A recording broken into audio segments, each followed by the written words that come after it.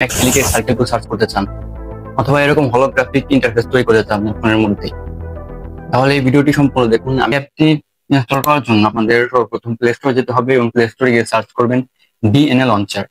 তো DNA launcher লিখে play স্টোরে সার্চ করার পর এই অ্যাপটি পেয়ে যাবেন। আমি কমপ্লিট, তো ইনস্টলিং কমপ্লিট হওয়ার পর ওপেনে ক্লিক করবেন। ওপেনে ক্লিক করার পর এবার কন্টিনিউ করে চলে আসবেন এই পেজে, এবং এখানে আপনাদের ফ্রন্ট সিলেক্ট করতে বলবে। তো আপনার যে কোনো একটা ফ্রন্ট সিলেক্ট করবেন। সিস্টেম চান, লঞ্চার চান, তাহলে আপনার সোয়াইপ করে এই ডিএনএ সেটিং এ চলে আসবেন। এখানে ক্লিক করার পর এখানে হলোগ্রাফিক মোডে টিক মার্কটা রেখে অ্যাপ্লাই চেঞ্জেসে ক্লিক করবেন।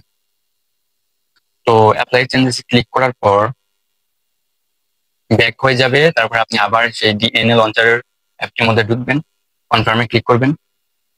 ওকে, ব্যাক আপ চাচ্ছে, আপনি ব্যাক করে দেবেন। তারপর ক্লিক কন্টিনিউ।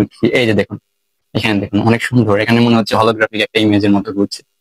সো হ্যাঁ, এইভাবেই। আর আপনি যদি এখানে এটা একদম ফোনের লঞ্চার হিসেবে সেট করতে চান, একদম ফোনে আপনার ফোনের সব অ্যাপই এরকম থাকবে, তখন আপনি এই সেটিং আইকনে ক্লিক করবেন। সেটিং আইকনে ক্লিক করবেন এবং সেটিং আইকনে ক্লিক করার পর সবার উপরে ডান সাইডে থ্রি ডট আইকনে ক্লিক করবেন। তো সেখানে ক্লিক করার পর set as a default launcher এখানে ক্লিক করবেন। এখানে ক্লিক করলে আপনার ফোনের যে লঞ্চার থাকে সেই লঞ্চার পরিবর্তে এইটা লঞ্চ হয়ে যাবে। তো আপনার তখন সব অ্যাপই এরকম হয়ে যাবে। তো